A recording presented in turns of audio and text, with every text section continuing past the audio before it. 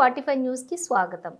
International cricket stadium అమరావతిలో ఉండాలని మంచి ఉద్దేశంతో ఆనాడు ఆంధ్ర క్రికెట్ అసోసియేషన్ అధ్యక్షులుగా ఉన్నప్పుడు మంగళగిరిలోని ప్రారంభించామని మాజీ పార్లమెంటు సభ్యులు గోకరాజు గంగరాజు పేర్కొన్నారు. ప్రభుత్వం మారటంతో గత పరిపాలకులు స్టేడియం అభివృద్ధి చేయకుండా నిర్లక్ష్యం చేశారని ఆరోపించారు.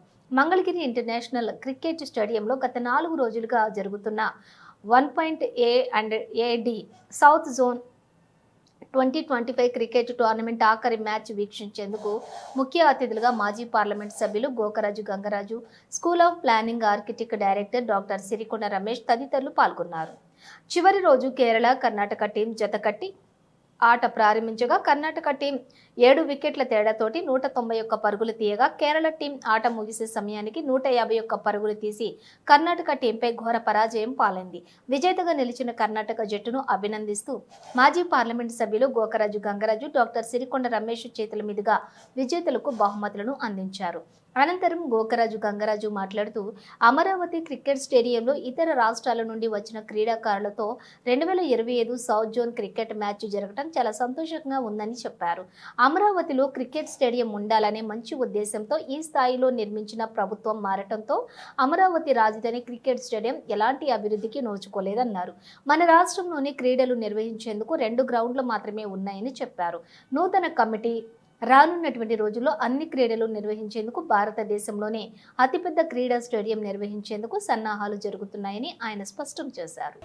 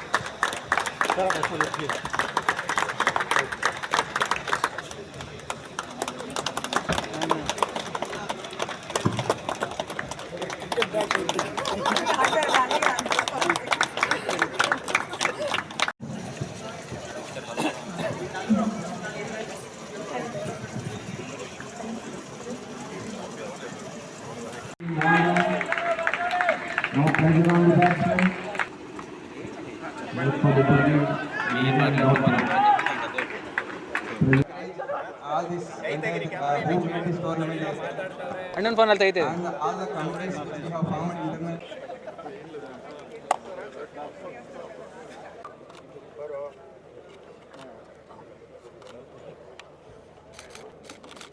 Karnataka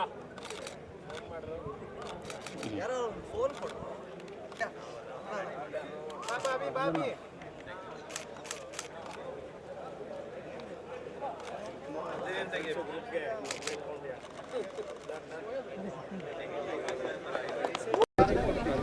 చాలా సంతోషం. మన అమరావతి క్రికెట్ స్టేడియంలో బ్రహ్మాండమైన south zone audit general teams దీంట్లో పార్టిసిపేట్ చేసినాయి. చాలా బాగా జరిగింది. మ్యాచ్ చాలా ఎక్సైటింగ్గా జరిగింది.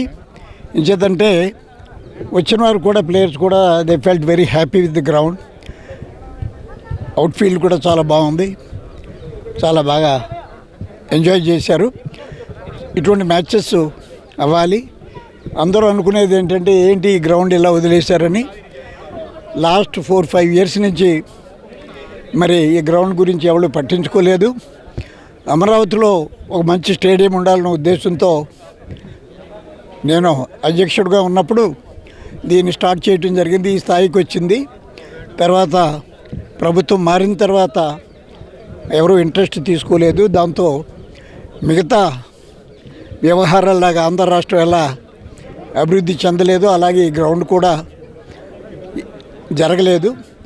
కానీ కొత్త బాడీ వచ్చింది. తప్పకుండా వాళ్ళు ఈ గ్రౌండ్ని చాలా తొందరగా దీన్ని ఒక స్థాయికి తీసుకొస్తే తప్పకుండా మనం మ్యాచెస్ వైజాగ్లో ఇక్కడ కూడా ఆడటానికి అవకాశం ఉంటుంది. కొత్త కమిటీ వారు ఒక బ్రహ్మాండమైన స్టేడియం విశాఖపట్నంలో కడదామని ప్లాన్ చేస్తున్నారు. అది వస్తే మన రాష్ట్రానికి ఇంకా చాలా బాగుంటుందని భావిస్తున్నాను. ఇంకేంటంటే మన మ్యాచెస్ లిమిటెడ్ 2 గ్రౌండ్లు ఉన్నాయి. అందుకంటే కట్టబోయే గ్రౌండు క్రికెట్కే కాకుండా అన్ని స్పోర్ట్స్కి కూడా ప్లాన్ చేస్తున్నారు. భారతదేశంలోనే పెద్ద గ్రౌండ్గా ఉండాలనే ఉద్దేశంతో మన క్రికెట్ నాని గారు ప్రెసిడెంట్ ఎవరైతే ఉన్నారో వారు సంకల్పిస్తున్నారు. తప్పకుండా వారి టెన్యూర్లో అటువంటి గ్రౌండ్ వస్తుందని నేను భావిస్తున్నాను. మూలపాడుని బాగు చేయాలన్న ఉద్దేశంతోనే దీన్ని మరుగున పెట్టారనేది ఒక వాదన వినపడుతుంది. దీన్ని ఏ విధంగా మూలపాడుకి దీనికి సంబంధం ఉంది. ఇది international ground. Mulapadu is only made for మన ఆంధ్ర క్రికెట్ అసోసియేషన్ వరకే పరిమితం తప్ప అక్కడేం గ్యాలరీ లేదుగా. దానికి దీనికి సంబంధం ఉంది. ఇది ఒక బ్రహ్మాండమైంది. ఇది ఓవర్ నైట్ కట్టేది కాదు కదా. టెన్యూర్లో మొదలు పెట్టాం, ఈ స్థాయికి వచ్చింది. తర్వాత మరి కంటిన్యూ చేస్తే ఇప్పటికీ బ్రహ్మాండమైన గ్రౌండ్ అయిపోయేది. దానికి దీనికి సంబంధం లేనే లేదు. అది ఒక ఇంటర్నేషనల్ అండ్ మ్యాచెస్ అంటే ఉమెన్స్ మ్యాచెస్ జరిగినాయి కానీ పెద్ద మ్యాచెస్ ఏం జరగలేదు కదా. అక్కడ లైటింగ్ లేదు, చిన్న గ్రౌండ్ అది. అంచేత దాన్ని దీనితో పోల్చుకోండు, ఎట్టి పరిస్థితుల్లో పోల్చుకోండి. అమరావతిలో కూడా పెద్దది కడతాంటున్నారు. అప్పుడు ఇది వేస్ట్ అయిపోతుంది. వేస్ట్ అవ్వటం ఏముంది, పెద్దది కడతారంటే క్రికెట్ ఒకటే కాకుండా నా ఉద్దేశం మిగతా గేమ్స్ కూడా ఉపయోగపడేటట్టుగా ఏం చేద్దాం. చంద్రబాబు నాయుడు గారు మన ఏషియన్ గేమ్స్ అటువంటివి కూడా మన ఆంధ్ర రాష్ట్రంలో తీసుకురావాలని వాళ్ళు సంకల్పిస్తున్నారు. అటువంటిప్పుడు నెంబర్ ఆఫ్ గ్రౌండ్స్ కావాలి. ఇంచేదంటే స్పోర్ట్స్ అంటూ క్రికెట్ ఒకటే కాదు, అన్ని గేమ్స్కి సరిపడి ఉండాలి. అంచేత 2-3 కాదు, ఇంకా 4-5 గ్రౌండ్లు ఉన్నా మనకు అవసరం అవుతుంది.